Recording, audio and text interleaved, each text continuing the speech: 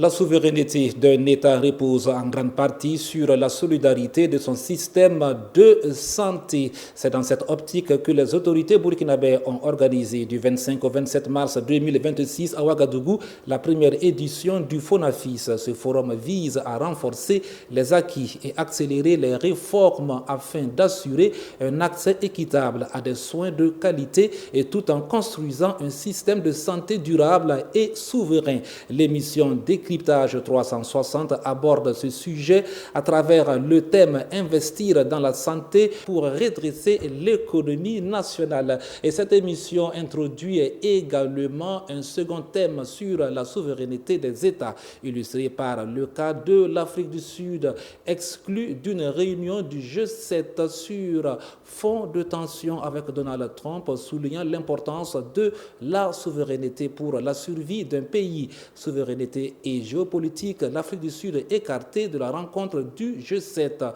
sur fond de tension avec Donald Trump est le deuxième thème de votre émission Décryptage 360. Merci d'être au rendez-vous de l'actualité d'ici et d'ailleurs. Et on commence par ce tout premier sujet qui nous parle de l'importance de la santé dans la lutte pour la souveraineté. FONAFIS 2026, l'État veut investir dans la santé pour redresser l'économie nationale. On en parle avec notre invité, M. Yacouba Ouedraogo, analyste politique. Bonsoir et bienvenue au Décryptage 360 sur Kaziba TV. Bonsoir mon frère et bonsoir aux téléspectateurs de Kaziba TV et bonsoir à l'ensemble des Burkinabés. Paix et sécurité pour notre nation. Bonsoir à tous et à toutes. Merci de nous suivre et bienvenue au Décryptage 360. Monsieur Yacouba Ouedraogo, vous l'avez suivi ces dernières actualités. Le Premier ministre qui a présidé un forum dédié au financement de la santé FONAFIS 2026. Après 3 jours de travaux, les experts en santé soulignent que la santé au Burkina Faso est plus financée par l'aide extérieure. Alors, pour un État souverain, comment est-ce que cela peut s'expliquer? Le financement de la santé qui est en grande partie pris en charge par l'extérieur, quel est le danger que cela court pour un pays qui se veut être souverain? Merci.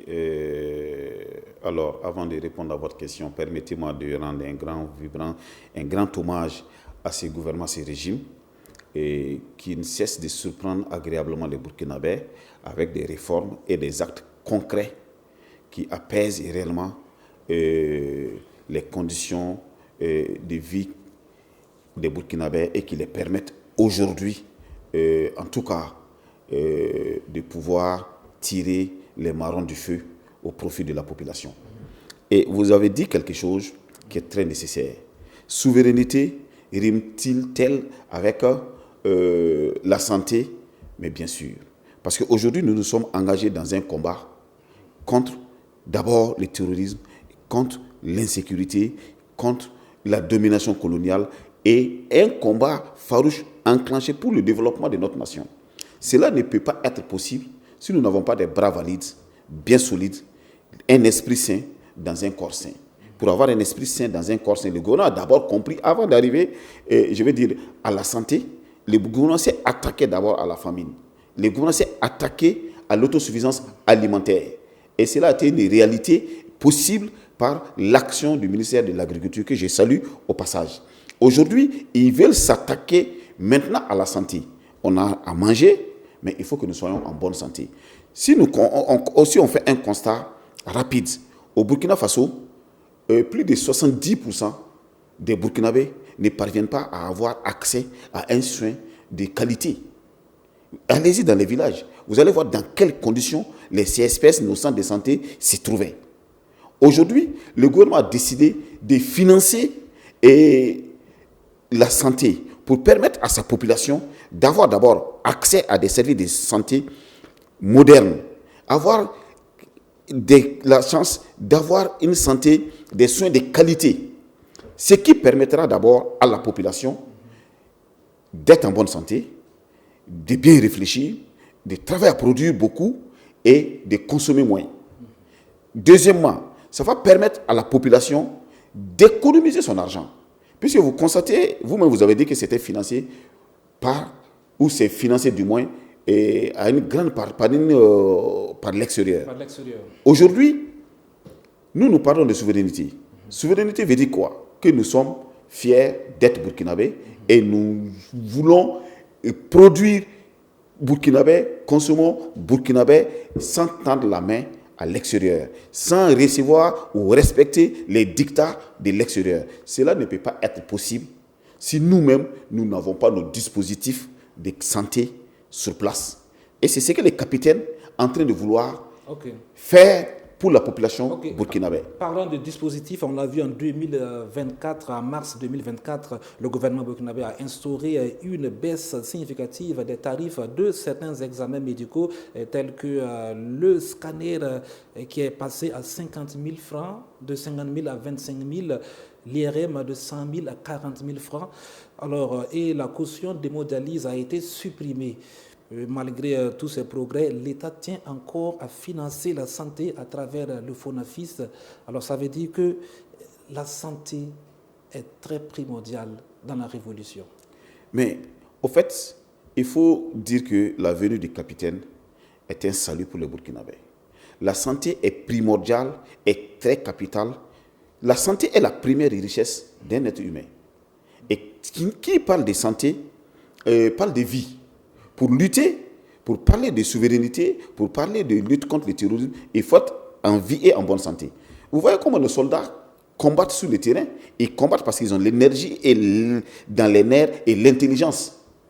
Et s'ils étaient en mauvaise santé, ils n'allaient pas pouvoir combattre. Vous voyez comment nos producteurs produisent?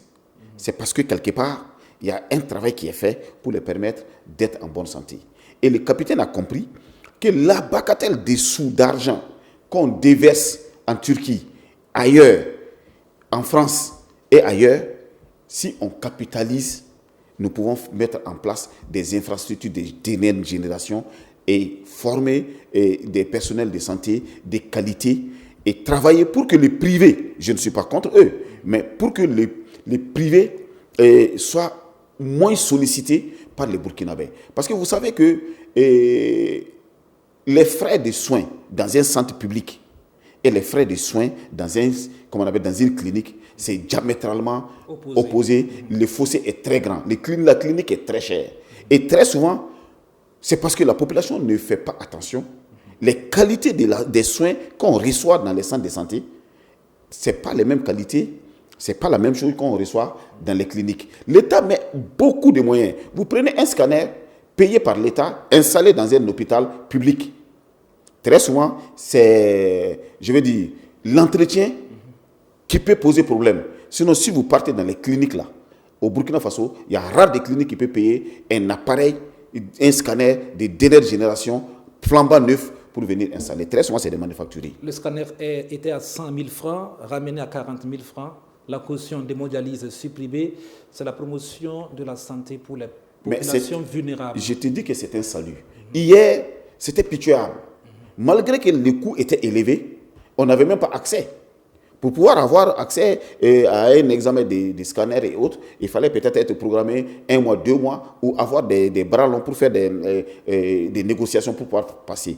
Aujourd'hui, avec la révolution, le peuple est au centre et au devant de toute disposition que le gouvernement prend aujourd'hui. Alors, au cours de ce forum, le Premier ministre a dit: la santé n'est pas une charge, c'est un investissement, c'est le socle de notre productivité nationale, de notre capital humain et le gage de notre stabilité sociale. Alors, a déclaré le Premier ministre. Est-ce que vous êtes d'accord avec lui? Mais tout à fait. La santé est un investissement. La santé est un investissement, tout comme l'éducation est un investissement, tout comme l'agriculture est un investissement. Parce que pour produire, je me répète, il faut être en bonne santé. Pour y réfléchir, il faut être en bonne santé. Pour avoir des grands athlètes, il faut être en bonne santé.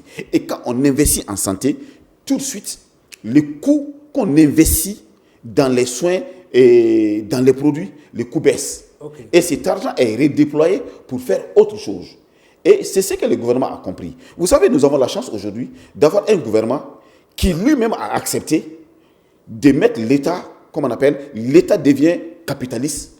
Et les citoyens, à la base, ils redistribuent les dividendes aux citoyens. Hier, c'était quelques individus qui étaient des capitalistes. Et c'est comme dans la mer. Les gros poissons mangeaient les petits poissons. C'est le capitaine Ibrahim Traoré en train de travailler pour que le petit poisson, le petit Burkinabé, le citoyen lambda, puisse trouver sa place, puisse trouver son espace de vie agréable, bien organisé, où il peut se soigner à moindre frais et à portée de main. D'accord. Une dernière question avant d'aborder le second thème. Pour que l'État puisse avoir tous ces fonds pour financer la santé, qu'est-ce qui doit être fait au niveau des administrations et des populations? C'est ce que l'État a commencé déjà. Il faut d'abord travailler à assainir l'administration, à lutter efficacement contre les fonds perdus qu'on appelle la corruption. Il faut travailler également à amener la population à produire. Pour produire, il faut être en bonne santé. Si on produit beaucoup, nous transformons sur place, nous consommons sur place à moindre coût. Le restant peut être revendu ailleurs. Et ça va nous faire, comme on appelle, gagner en économie. Et la productivité dans les entreprises va amener les entreprises également à payer plus d'impôts pour l'État. Et c'est tous ces biens, ces sommes, comme on appelle, réunies là, peut être encore redistribuées dans l'économie du Burkina Faso. Ok, c'est très stratégique. C'est très stratégique. Alors, et il faut saluer, je vais dire, la vision du gouvernement. Il faut saluer la vision du gouvernement. Merci à vous, M. Ouedraogo. On passe sans détour au deuxième thème. C'était là la dernière question qui nous permet de passer directement, sans transition, au deuxième sujet, souveraineté et géopolitique. L'Afrique du Sud écartée de la rencontre du G7 sur fond de tension avec Donald Trump. Le G7 ou groupe des 7 est un forum qui réunit certaines des grandes puissances économiques mondiales pour discuter de sujets importants. Alors, la réunion du G7 prévue se tenir les 15 au 17 juin 2026 en France ne connaîtra pas la participation de l'Afrique du Sud. Donald Trump a dit à Emmanuel Macron de ne pas laisser venir l'Afrique du Sud à ce forum. Comment est-ce que vous trouvez l'attitude du président américain? Bon, il faut d'abord décrier le comportement du président américain dès son arrivée à la tête des États-Unis. C'est comme s'il est venu avec une vengeance dans le cœur et il est en train vraiment d'embraser le monde entier. Mais concernant la participation de l'Afrique du Sud au sommet du G7, il faut d'abord dire que les sommets des G20 qui a eu lieu aux États-Unis, comme on appelle en Afrique du Sud, et les États-Unis ont boycotté. Les États-Unis n'ont pas envoyé ni des représentants et ils ont boycotté, comme on appelle, les sommets du G20. Et l'Afrique du Sud n'a pas naturellement apprécié. Et aujourd'hui, tout le monde connaît la position de l'Afrique du Sud avec les BRICS.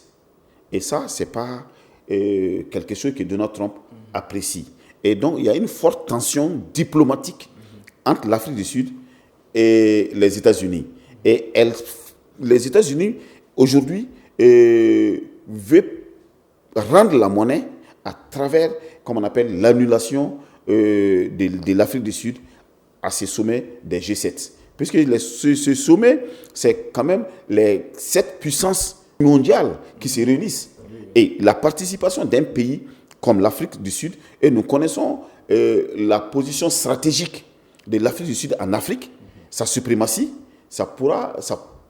elle permettre en tout cas d'atteindre un autre niveau de diplomatie sur le plan continental et même sur le plan mondial pour nouer plus de partenariats au profit comme on appelle, de la nation arc-en-ciel.